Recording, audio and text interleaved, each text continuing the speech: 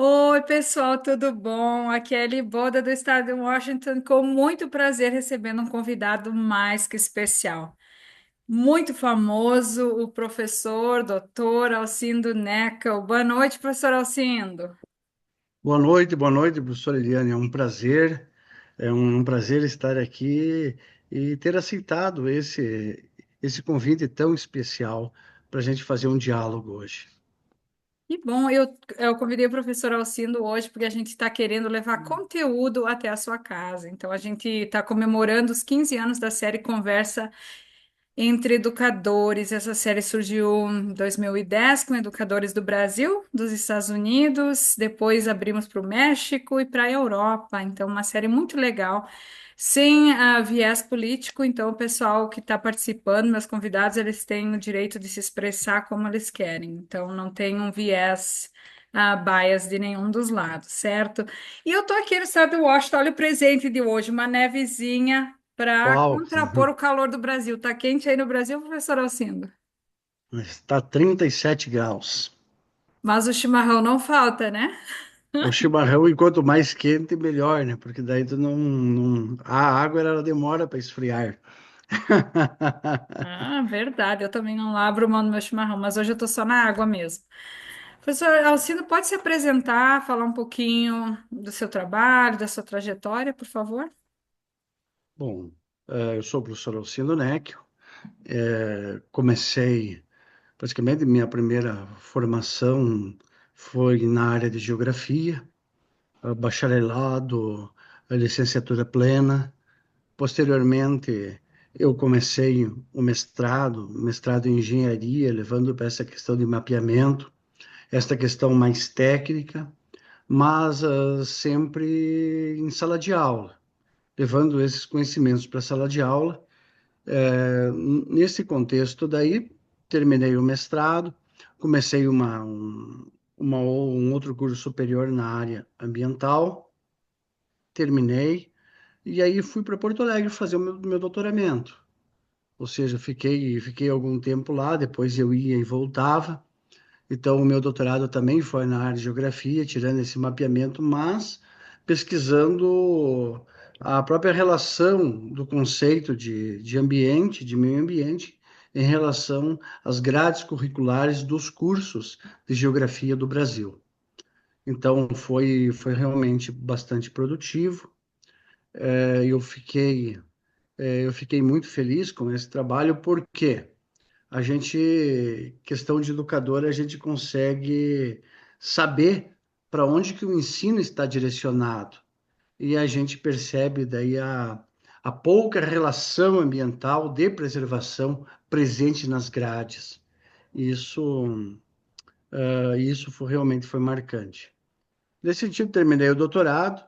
Como eu gosto demais de sala de aula, eu pensei numa uma questão de pedagogia, e eu já estava no Instituto Federal nesse tempo, saiu um curso concomitante, eu realizei, e posteriormente os caminhos mais foram abrindo. Isso foi um divisor de águas, porque eu consegui expressar melhor a questão técnica dentro da sala de aula. Então, para uma conversa de educadores hoje, professora Eliane, realmente isso ajudou muito, porque a gente, quando sai da faculdade, a gente sai como técnico. Eu fui bacharel e, posteriormente ainda, eu fiz uma outra graduação depois, que foi arquitetura e urbanismo, juntamente com o pós-doutorado em Nova York, onde eu consegui ter outra experiência, e outro doutorado fora. Hoje eu estou fazendo meu terceiro doutoramento em Portugal e realmente cada vez coisas novas para aprender. Hoje eu trabalho com satélite, trabalho com análise de ambiente, com imagens, com contaminantes atmosféricos e de água. Então, é sempre cada vez mais uma evolução quando se trabalha com a educação, mas quando a gente consegue fazer o aluno compreender a relação técnica, que naturalmente ele tem que sair com esse conhecimento, mas a gente proporcionando esse conhecimento de uma maneira mais ativa, mais prática. E não estou falando daquele velho ditado, aprender fazendo, muito pelo contrário, aprender, fazer e analisar, sistematizar.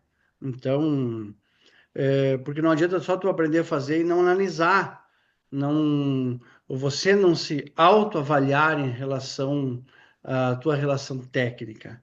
Então, você tem que ser um profissional capaz de se autoavaliar. E assim você vai melhorar gradativamente.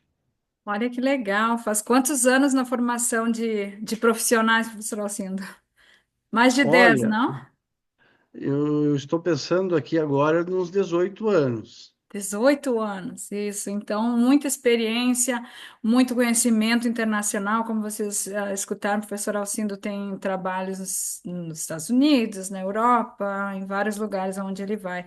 Na Colômbia, recentemente, eu acompanhei um trabalho seu, então, um dos autores mais publicados da América Latina. Estou aqui, maior prazer, professor Alcindo. E muito humilde também, né? Muito uma pessoa que é preocupada com seu aluno. Isso é muito bonito e muito raro de acontecer.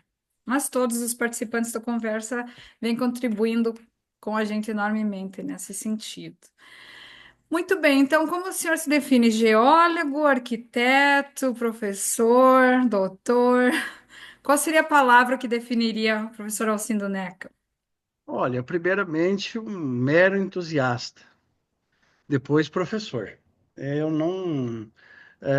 Eu tenho uma formação de topografia, tudo é uma coisa que eu trabalho, que eu dou aulas de topografia, algum projeto arquitetônico, enfim.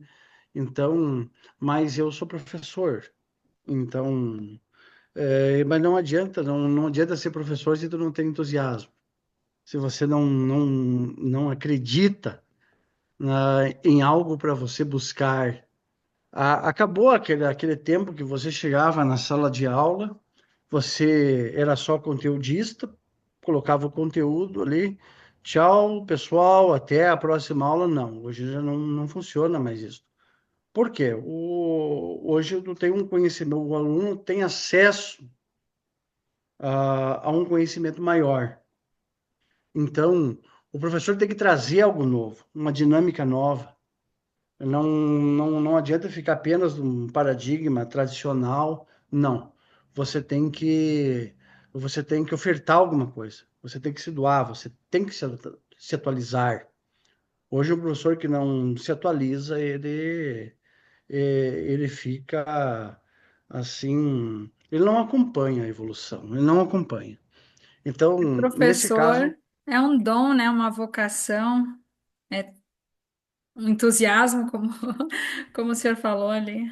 Muito, muito bom. O senhor também tem uma trajetória na parte ambiental, na questão de pesquisa com cemitérios. O senhor participou do Conversa várias vezes, organizando outros professores a publicar, que foi um sucesso nessa uma edição, acho que terceira para a última. Participou anteriormente com projetos de geografia, de satélite e também na área ambiental, especialmente mitigando os efeitos de poluição, por exemplo, por cemitérios, e falou um pouco em cemitério vertical. O senhor poderia abordar um pouquinho essa questão ambiental e de pesquisa em cemitérios? Por que é importante e o que que implica no cidadão no dia a dia? quando eu comecei a fazer pesquisa, bem dizer, comecei a entender como se fazia pesquisa. Porque uma coisa é tu ser professor, outra coisa é tu ser pesquisador. Parece ser a mesma coisa, mas são coisas totalmente diferentes. E eu tive um aluno uma vez, um orientando, que ele chegou e disse o seguinte: professor, eu quero trabalhar o meu TCC com cemitérios. Nossa, fiquei pensando, mas que coisa, eu nunca trabalhei com isto, né? Nunca, nunca. E aí fui indo, gostei. Ele se formou, foi tocar a vida dele e eu continuei as pesquisas. E isso eu estou falando de 2007, 2008, uma coisa assim. E aí continuei fazendo as pesquisas.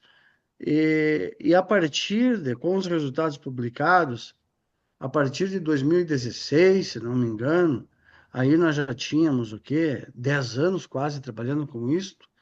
Eu comecei a ver um reconhecimento disso em escala global. E algumas revistas escrevendo, por exemplo, e dizendo que o único grupo de pesquisa conceituado em cemitérios era o meu grupo que eu coordenava já há um tempo, né? Eu fui indicado já para vários prêmios internacionais e hoje sempre quando eu tenho algum artigo em alguma revista famosa, alguma coisa, ele não é publicado sem passar por mim. Então isso aí eu digo com maior orgulho. Não existe praticamente, não existe. Isso eu falo, um artigo que foi publicado na Nature, na Production, que de cemitérios, meio ambiente total, que ele não tenha passado por mim. Isso porque desse tema eu estou à frente lá das revistas no slogan, né? Isso aí, estou registrado como avaliador desse tema. E eu atendo todos, né? Vem bastante e eu consigo atender todos. Então, isso é uma área que eu tenho um orgulho muito grande. E assim, não foi, a minha principal linha de pesquisa, uma das minhas principais, mas o satélite hoje ela é a principal. Isso eu falo. Tivemos um artigo que escrevemos até com o professor Brian, aqui, originado na questão do pós-doutorado dele, que ele fez com a gente, que esse artigo ele foi indicado para o Prêmio Nobel. Então, esse é um dos maiores orgulhos que eu tenho, assim, que ele ficou em quinto em Genebra. Então, aos poucos a gente vai, Olha que mas legal. com Para muita quem nos humildade. acompanha, sabe que o Brian e o professor Alcindo e eu também, a gente trabalha de longa data, trabalhamos em várias áreas juntos, escrevemos artigos, o Brian faz parte dos clubes de inglês que a gente vai falar, vai abordar outro dia. Mas sim, parabéns pelo trabalho, professor Alcindo. Ah, e para quem, assim, hoje em dia, onde o senhor atua, e se alguém que estiver escutando essa podcast quiser saber mais sobre, porque os cemitérios eles também têm a lixiviação e trazem metais pesados para contaminação do solo. Se alguém tem alguma preocupação e quer lhe contatar, como é que eles fazem, onde que o senhor trabalha Hum, atualmente e se o senhor está pegando alunos para orientar, né? Você está pegando alunos Isso para aí, orientar ultimamente. sem dúvida, eu nunca deixo ninguém para trás. E, por exemplo, geralmente no meu Lattes, o Lattes ele é um sistema brasileiro, né, onde que estão registrados os pesquisadores, digitando plataforma Lattes, vai lá e digita nos doutores Alcindo Neck, busca, que ali tem o meu contato, alcindo.nec ou @atidos.edu.br. Então é a maneira mais fácil de se comunicar, porque o telefone hoje eu uso muito pouco, na verdade. Então é mais, eu respondo muito mais e-mails ainda. Então, porque eu respondo muito e-mail internacional. E aí, por exemplo, assim, o WhatsApp não funciona em todos os países, né? Não, então o e-mail é mais fácil de acessar. Muito bem, então se alguém estiver escutando a podcast e quiser entrar em contato, pode procurar no sistema Lattes. O Google mesmo, né? O Google talvez linke com o Lattes e possa encontrar o professor Alcindo Neca. Quer contar para gente aqui cá entre nós um momento difícil da sua carreira, um momento mais difícil como professor ou alguma dificuldade que foi vencida? Teve algo que me marcou muito. Eu acho que isso, para mim, foi um grande divisor de águas. Foi num tempo que eu escrevia praticamente muito. E eu fui me deparar com o Instituto Federal. E no Instituto Federal tinha ali várias classes sociais, né? E, e aí você tinha alunos de um poder aquisitivo muito alto e praticamente outros alunos praticamente quase nada. E aí o seguinte, e aquela disparidade me marcou bastante, porque você via alguém necessitado, praticamente indo na aula de pé no chão. E aí na outra classe tu tinha alguém que tinha uma colheitadeira de 3 milhões, 2 milhões, né? Então, e realmente me marcou bastante porque eu consegui, por exemplo, eu olhei assim a própria questão de dificuldade, né? E principalmente para esse povo, a grande obrigação que nós temos como educadores de tentar transformar, de mudar a vida, deles. Então, é para isso que a gente tem que trabalhar. Quando eu estou escrevendo um artigo, estou fazendo uma pesquisa, algo, eu sempre envolvo um aluno, porque eu digo o seguinte: é a possibilidade da gente ajudar a mudar a vida. Por exemplo, hoje temos alunos que estão em Portugal, que como a gente desenvolve esse satélite, ah, esse passo a passo para as pessoas dominar essa técnica. Tem muita gente em Portugal que está trabalhando, então a gente está conseguindo melhorar um pouco a vida deles, melhorando lá depois na frente no mercado, para eles se estabilizarem no mercado de trabalho. E isso é uma visão também não só minha, mas é uma visão institucional. Muito bem. E a gente escuta, às vezes, hoje em dia, as novas gerações, né? Uma geração mais antiga, que, para que fazer, para que estudar, principalmente aqui nos Estados Unidos, né? Se o college degree fosse importante, mudasse de vida, né? Tanta gente que se formou e não está bem colocado. A pesquisa no Brasil não adianta. Professor é sofressor. Então, um monte de coisas assim que a gente escuta no dia a dia. Mas pelo que a gente percebeu, a senhora é a prova viva de que a educação pode transformar vidas, que os seus alunos eles vão conseguir lá na frente, como o senhor disse, se colocar melhor no mercado. Então, qual a sua opinião sobre educação em geral, faculdade, pós-doutorado, mestrado, essas coisas? É importante hoje em dia ainda? Para mim sempre foi fascinante ver coisas novas. É, é um pouco difícil falar de comparar algumas coisas.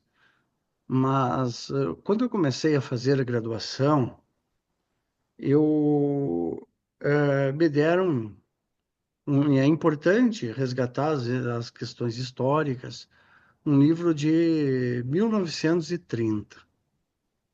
E eu olhei aquele livro e comecei a ler, aí pensei comigo, mas isso já passou. Isso já passou. Pensei assim, acho que a gente tem que ter uma visão diferente do que está escrito no livro. E era um livro de padrão da geografia, era um clássico. E nós estudamos aquele livro mais ou menos assim, um ano estudando, né? Sabia de cor o livro inteiro. E era um livro editado na Alemanha, foi traduzido aqui no Brasil, e que era uma biografia básica da Alemanha. Aí nós recebemos uns colegas, que tem vários estudantes também, de intercâmbio, e a gente perguntou para eles: É, como que é esse livro para vocês lá? Vocês estudam ele bastante? Aí eles nos disseram o seguinte: esse livro é importante, é um livro antigo, mas a gente busca coisas novas. Então, nós estudando um ano, um livro que eles nunca ocuparam. E aí eu disse o seguinte: a gente tem que ter uma ideia transformadora dentro. E uma dessas ideias eu sempre fui pela questão interdisciplinar. Hoje já temos discutindo transdisciplinar, enfim, mas naquela época interdisciplinar era algo novo. Então a gente foi na questão interdisciplinar. E eu sempre acreditei. E eu notei que os profissionais que trabalham a questão interdisciplinar, eles evoluem muito mais depois no mercado.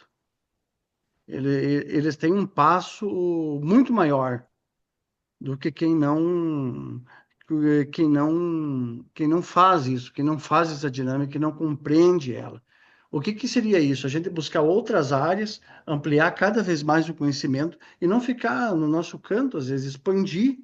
A gente É ter uma uma... visão no Exato. horizonte.